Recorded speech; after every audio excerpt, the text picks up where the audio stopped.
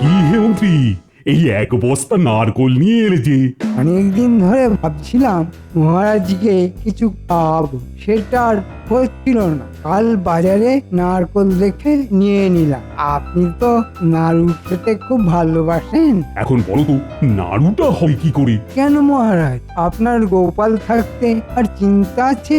গোপাল, তোমার গিন্নিকে বলো জব্বর করে নাড়ু বানাতে। আমরা সবাই মিলে নাড়ু খাবো।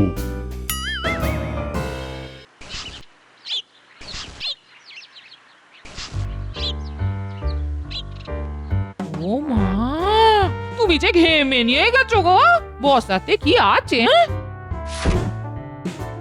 ওহ, বাবা, এক বস্তা নারকল মন্ত্রী মশাই কায়দা করে গুছিয়ে দিলেন। কাল নাড়ু করে রাজসভায় নিয়ে যেতে হবে।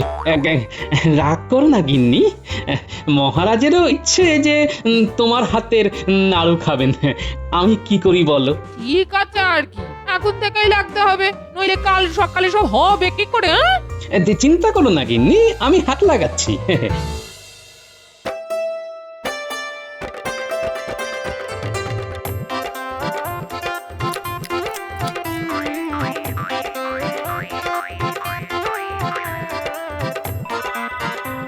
বাহ বাহ বাহ গোপাল, এ তো অপূর্ব নাড়ু। সবার তরফ থেকে তোমার গিন্নিকে অভিনন্দন জানিয়ে দিলাম। কিন্তু এক রাতের মধ্যে এসব করলে কি করে গোপাল? এইখানেই তো আপনার সঙ্গে আমার তফাৎ মহারাজ।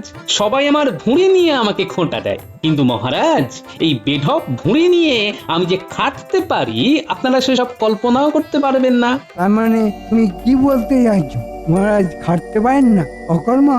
শোনো শোনো গোপাল, তোমাকে একটা কথা জানিয়ে দিচ্ছি। আমিও তোমার থেকে বেশি মোটা হব, আর তোমার থেকে বেশি কাজও করতে পারবো। আর কাল থেকে আমার শরীর তৈরি করার কাজ চলবে। যাব বাবা, এটা কি হলো? আজ সভা এখানেই শেষ। আয়, আমাকে আরো 2 হাতা পোলাও দাও তো। মহারাজ, এত খাবেন না।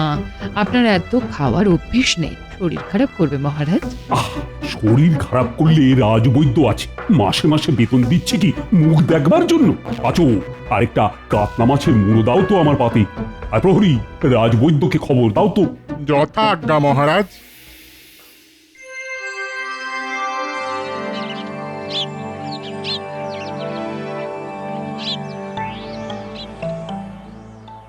মহারাজ, রাজসভায় দাঁড়িপাল্লা কেন?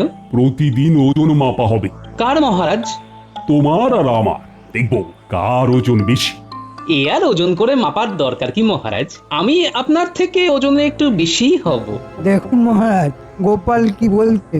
গোপাল বলছে গোপাল আপনার থেকে ভারী। ভারী কথার অর্থ জানেন তো মহারাজ? আমি তো ভারী বলিনি, আমি বলেছি ওজন বেশি। ওজন বেশি মানে তুমি বেশি ভারী। কথার মারপ্যাচ দিয়ে তো তুমি বেরিয়ে যেতে পারবে না গোপাল। বসার আগে দাঁড়িপাল্লায় বসো। এই মাটি করেছে, এবার দাঁড়িপাল্লায় গিয়ে বসতে হবে। হ্যাঁ, বসতে হবে। কার ওজন বেশি দেখতে হবে না?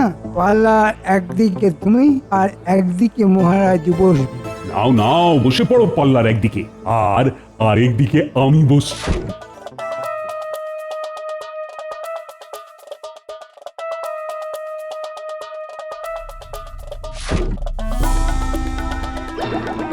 এই দেখুন, পাল্লায় বসার কি দরকার ছিল মহারাজ? আমার অভিজ্ঞতাই তো বলে দিচ্ছে আপনি হালকা মানুষ, আমি ভারী মানুষ। পাল্লার ওপরে আপনি, পাল্লার নিচে আমি। মহারাজ আপনাকে কি বলছে? বলছে আপনি নাকি হালকা। মন্ত্রী মশাই, আপনি পারেনও। যে মানুষটি হালকা সে তো উপরেই থাকবে, আর ভারী মানুষ নিচেই থাকবে। এটাই তো বিজ্ঞান মহারাজ। আরেকটা জিনিস দেখুন, আমি তো আপনার নিচেই থাকতে চাই মহারাজ। আপনি মহারাজ আমার মাথার উপর, আর আমি গোপাল আপনার সেবক, আপনার পায়ের নিচে। এটা তো ভাবিনি। সঠিক বলেছে। কি তাই না মন্ত্রী? মহারাজ, আপনি কথার মার প্যাচে ভুলবেন না। কায়দা করে আপনাকে হালকা বলছে। হালকা মানে আপনার সারবস্তু কিছু নেই। কি বটে, তোমার এত বড় আস্পর্ধা? তোমাকে আমি হালকা করবই। সে মহারাজ আপনি আমাকে হালকা করুন, ভারী করুন, মাঝারি করুন, যা খুশি করতে পারেন, কিন্তু দয়া করে সঠিক বিবেচনা করে বিচার করুন মহারাজ। মহারাজ দেখুন, শুনুন, আপনার প্রিয় গোপাল আপনাকে কি বলছে। কি বলছো বলো তো? গোপাল বলতে চাইছে যে আপনি চিরকাল হালকাই থাকবেন। তাই? বেশ, আমিও মহারাজা কৃষ্ণচন্দ্র রায়, আমিও তোমাকে বলছি 7 দিনের মধ্যেই আমি তোমার থেকে ভারী হয়ে যাব। আপনি তো ভারী মহারাজ, মানি, সম্মানী, বৈভবে আপনার থেকে ভারী কে আছে? সেইখানে আমি তো একজন ক্ষুদ্র ভাঁড়, যার ঘরে নুন আনতে পান্তা ফুরোয়। সে কি করে আপনার থেকে ভারী হবে মহারাজ? কথার মার প্যাঁচে বেরিয়ে যেও না গোপাল, তুমি মহারাজকে হালকা বলেছো। হুম, আমি নিজের কানে শুনেছি গোপাল আমাকে হালকা বলেছে। আজ সভা এইখানে মুলতুবি করলাম। এই তো মহারাজকে তাতাচ্ছি, আর মহারাজ যেতেও যাচ্ছেন। কিছু অর্থ কামিয়ে নেওয়ার এটাই সুযোগ। আচ্ছা, কি খেঁচা কলে পড়লাম বলো তো বিজ্ঞানী? আমি তো কিছু ভাবতেই পারছি না। মন্ত্রীমশাই মহারাজকে তাতাচ্ছে, আর মহারাজ তেতে উঠে যা তা কাণ্ড করছে। কি করব আমি তো ভাবতেই পারছি না। কি আর করবে, আমরা তো সবই দেখেছি। মন্ত্রীমশাইয়ের উদ্দেশ্যটাও খুব পরিষ্কার। ওই এলোমেলো করে দে মা, লুটে পুটে খাই, এটাই তো মহারাজকে বোঝাতে পারছি না। গোপাল, রানীমার সঙ্গে তোমার মা ছেলে সম্পর্ক। রানীমা তোমাকে অত্যন্ত স্নেহ করেন। তুমি তুমি রানীমাকে জানাও। হ্যাঁ, ঠিক বলেছ বিজ্ঞানী। 1 সপ্তাহ পর কি হয় দেখি, তারপর রানীমাকে জানাতেই হবে, বুঝলে?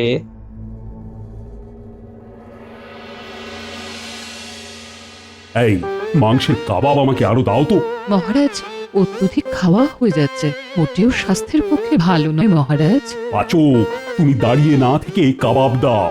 আর তো নেই মহারাজ, সব শেষ করে দিয়েছেন আপনি। আপনি একাই তো পুরো হাঁড়ি খেয়ে শেষ করেছেন। তবুও তো আমার খিদে এখনো মেটেনি। এবার আর কি কি খাবার আছে বলো দেখি। মহারাজ, মহারাজ শেষ পাতে মিষ্টি। নিয়ে এসো, যত আছে সব নিয়ে এসো। মহারাজ ক্ষান্ত দিন, ক্ষান্ত দিন, এভাবে খাবেন না, আপনার শরীর খারাপ হবে মহারাজ। গোপালের এত বড় আস্পর্ধা, আমাকে বলে কি না আমি হালকা। আমি খুব শিগগিরই ভারী হয়ে দেখাবো।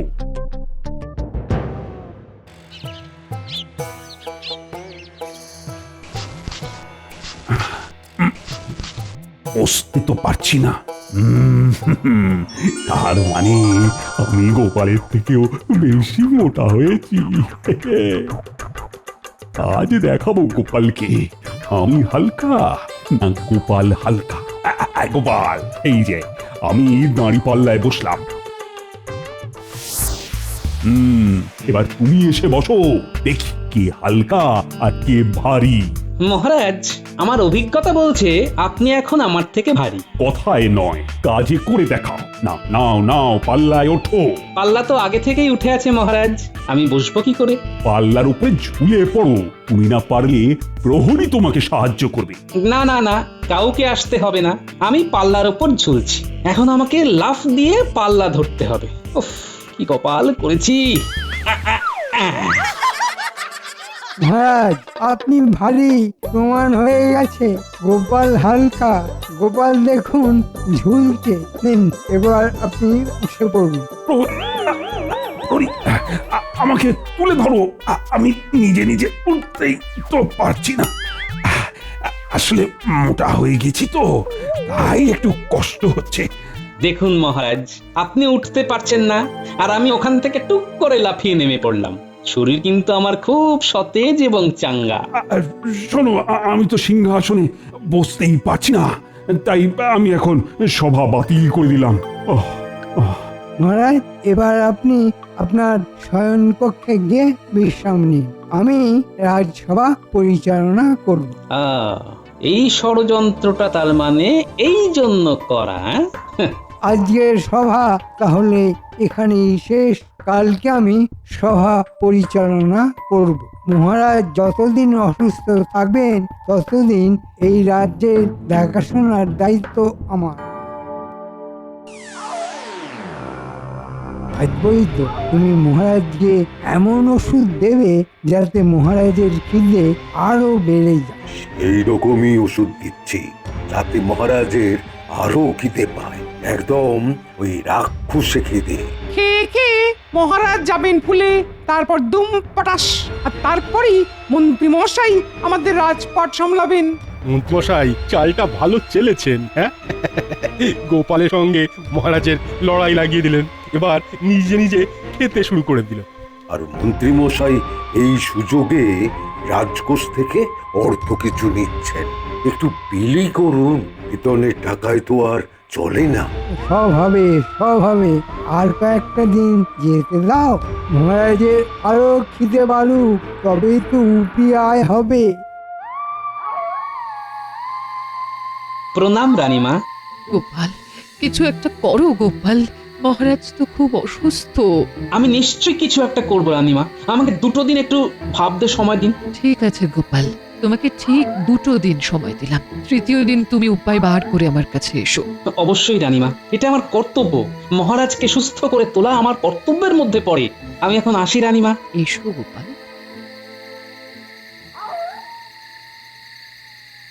সত্যি তো, খেয়ে খেয়ে আমি ক্লান্ত হয়ে পড়েছি আর অসুস্থ হয়ে পড়ছি। কোনো কায়িক পরিশ্রমই করতে পারছি না, রাজসভায় যেতে পারছি না। চেষ্টা তো করছি খাওয়া কমাতে, কিন্তু খিদে তো দিনের পর দিন বেড়েই চলেছে। আপনার এই রাক্ষসে খিদে বন্ধ করুন মহারাজ। কেন মন্ত্রীর কথায় গোপালের সঙ্গে এভাবে লাগতে গেলেন? সব সব দোষ গোপালের। দর্পণে আপনার চেহারা দেখেছেন মহারাজ? গোপাল আমাকে উত্তেজিত করেছে, তাই তো আমি আজ এই অবস্থায় চলে এসেছি। আমার সামনে ওই গোপালের নাম করবে না রানী। আমি এখন একটু ঘুমাবো।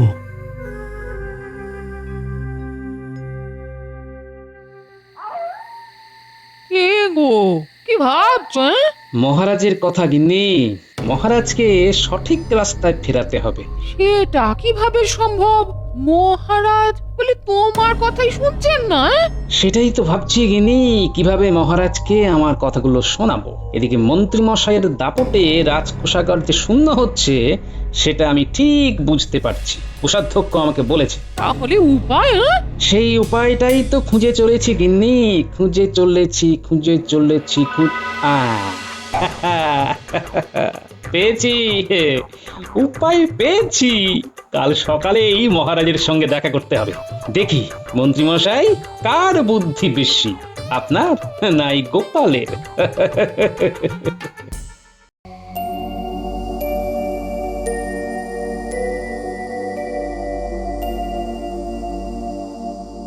মহারাজ, রাজকোষ প্রায় শূন্য। এবার রাজ্য চালানো কঠিন হয়ে যাবে। আপনার রাক্ষসে খাবার জোগাড় করতে পাচক হিমশিম খেয়ে যাচ্ছে মহারাজ। কি করি রানী, আমার যে সংযম হচ্ছে না। আমি তো চেষ্টা করছি, কিন্তু খুব খিদে পাচ্ছে, তাই আবার খেয়ে ফেলছি। রানীমা, গোপাল দাদা দেখা করতে এসেছে। কি দরকার? না না না, গোপালকে এখানে আসতে হবে না। মহারাজ, গোপাল আপনাকে অনেকবার অনেকভাবে বাঁচিয়েছে, তার সঙ্গে এরকম ব্যবহার করবেন না। দেখুন না কি বলতে চায়, ওকে আসতে বলুন। ঠিক আছে, পাঠিয়ে দাও।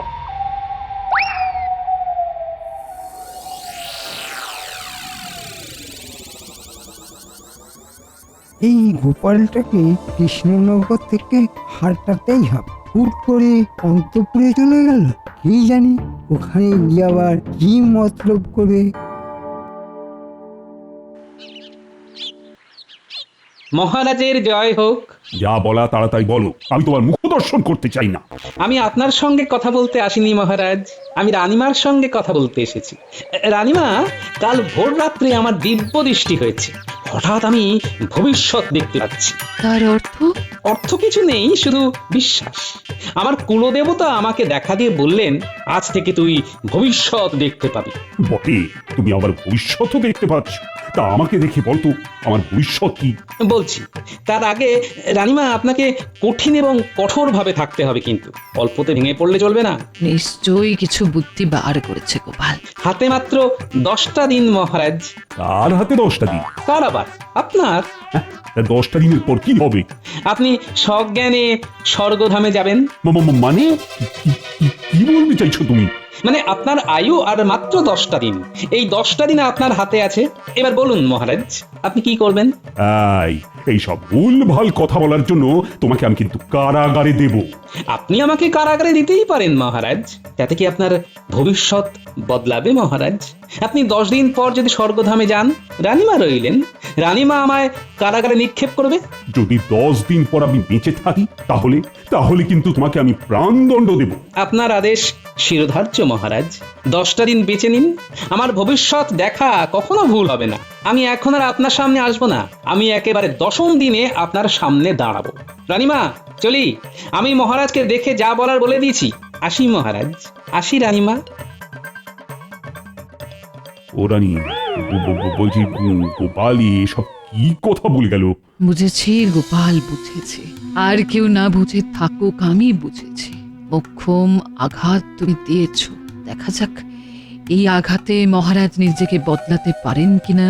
গোপালের কথা শুনে আমার হাত পা ঠান্ডা হয়ে যাচ্ছে মহারাজ। আমার কোনো কাজে মন লাগছে না, আমি একটু একা থাকি। হ্যাঁ,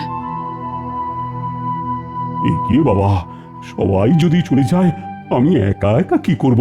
আর গোপালের কথা যদি সত্যি হয়, তাহলে তো আর মাত্র 10টা দিন বাঁচবো।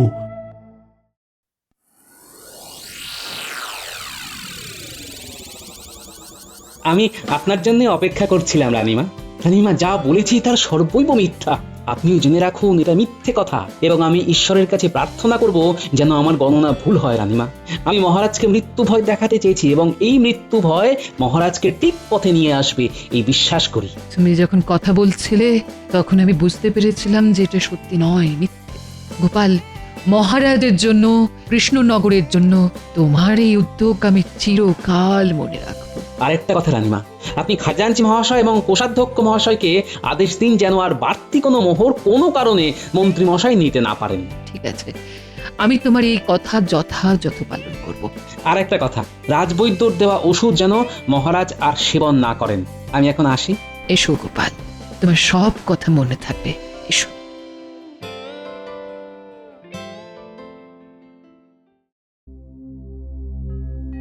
মহারাজ এখন কেমন আছেন? কদিন হলো রানী? 3 দিন কেটে গেছে মহারাজ। হ্যাঁ, তাহলে হাতে আর কদিন বাকি? আর 7 দিন। এই পাচক, তুমি আমার চোখের সামনে থেকে সরে যাও। দেখতে পাচ্ছ না, আর তো মাত্র 7টা দিন। আমার মুখ দিয়ে খাবার নামবে না। চলে যাও, চলে যাও। ওকে যেতে বলো রানী, যেতে বলো। ঠাকুর, তুমি এখন যাও। মহারাজ যদি খেতে চান আমি তখন তোমায় খবর দেব।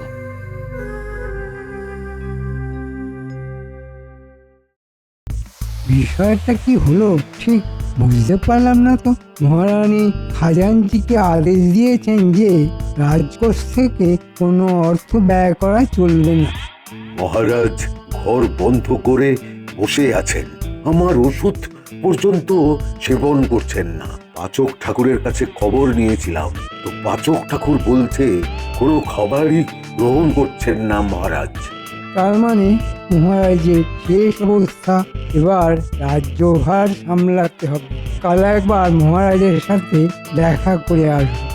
আমিও যাব। সেনাপতি, তোমাকে প্রস্তুত থাকতে হবে, যে কোনো মুহূর্তে আমি রাজ্য দখল করতে পারি। আমি প্রস্তুত। রানী, আজ তো 10ম দিন, তাই না? হ্যাঁ মহারাজ, আজ 10ম দিন। আমি কিন্তু এখনো জীবিত আছি রানী। সেটা ঈশ্বরের আশীর্বাদ মহারাজ। গোপালকে কি খবর দেওয়া হয়েছে? গোপাল হাজির মহারাজ, আমার সাথে সাথে আপনার সভাসদগণ সবাই উপস্থিত মহারাজ। গোপাল, তুমি নাকি মহারাজকে মৃত্যু ভয় দেখিয়েছ? আমি আপনার কাছে কোনো কৈফিয়ত দিতে রাজি নই মন্ত্রী মশাই। আমি দুজনের কাছে কৈফিয়ত দিই, 1 মহারাজ, 2 রানীমা। আপনাদের কারো কাছে কোনো কৈফিয়ত দেব না। দেব না বললে তো হবে না গোপাল, আমি তো কৃষ্ণনগরের মন্ত্রী, সুতরাং আমার জানার অধিকার আছে। মন্ত্রীমশাই, আপনি উত্তেজিত হবেন না, উত্তেজনা প্রশমন করুন। গোপালের কাছে আমার কিছু প্রশ্ন আছে, গোপালের উত্তর পেলে আপনারা সবাই সব কিছু বুঝতে পারবেন। আপনি প্রশ্ন করুন রানীমা। হাতে মাত্র 10 দিন, এটা মিথ্যে ভবিষ্যৎবাণী, তাই না গোপাল? আপনি যথার্থই বলেছেন রানীমা। আমি কোনো ভবিষ্যৎ দ্রষ্টা নই, আমি একজন ভাঁড়। মহারাজের মনোরঞ্জন করাই আমার কর্তব্য। তার মানে তুমি আমাকে ভয় দেখিয়ে গেছো, আর আমি ভয় পেয়ে এই 10 দিন কিছুই না খেয়ে কিছু না খেয়ে সুস্থ আছেন, আর আপনার অস্বাভাবিক অবস্থার সুযোগ নিয়ে রাজকোষ প্রায় শূন্য করে দিয়েছে এই মন্ত্রী মশাই। রাজবৈদ্য, তুমি মহারাজকে খিদে কমানোর ওষুধ দিয়েছো তাই না? তাহলে উল্টে খিদে বেড়ে গেল কি করে? মুখে কথা নেই, হ্যাঁ? যাক মহারাজ, আপনি নিশ্চয়ই বুঝতে পারছেন কি থেকে কি হয়েছিল আর এখন কি হলো। এবার আপনি আমাকে শাস্তি দিন। শাস্তি? কেন? ওই মিথ্যা বলার অভিযোগে। মাঝে মাঝে কিছু মিথ্যে শরীরের পক্ষে ভালো হয়, এটা আমি হাড়ে হাড়ে বুঝতে পারলাম। তোমার এই মিথ্যের জন্য আমি আবার পূর্বাবস্থায় ফিরে এসেছি। এর যে বড় আনন্দের কিছু আছে। গোপাল, ও গোপাল, তোমার বুদ্ধি যে আবার আমাকে বাঁচালো। মন্ত্রীমশাই পেঁচালো, গোপাল মহারাজকে বাঁচালো। শুধু মহারাজকে নয়, রানীমার সিঁথির সিঁদুরটাও রক্ষা করেছে গোপাল। তোমার অনেক উন্নতি হোক গোপাল। প্রহরী, এই দুজনকে এক্ষুনি কারাগারে নিয়ে যাও। রাজবৈদ্য, তোমার ঔষধে মানুষ বাঁচবে, তা না করে তোমার ঔষধই তো আমাকে পতনের দিকে নিয়ে যাচ্ছে। ছি, ছি, ছি, ছি। না না না না না না, তোমাকে ক্ষমা করা যায় না। কারাগারে থেকে তুমি আগে সৎ মানুষ হয়ে ওঠো, তারপর আবার আমি তোমাকে কাজে বহাল করব, এ আমি কথা দিলাম। গোপাল, গোপাল, এখন তো আমাকে সভায় যেতে হবে, অনেক কাজ পড়ে আছে, সেই কাজগুলো করতে হবে। আর তুমি আমার প্রধান পরামর্শদাতা হয়ে থাকবে, আর আজকের থেকে তোমার বেতন বেড়ে গেল। আর তোমার ঘরের কাজ করবার জন্য আমি একজনকে নিয়োগ করলাম। আমি ধন্য হলাম মহারাজ। যার গোপাল সহায় তার সব কিছু ভালো হয়।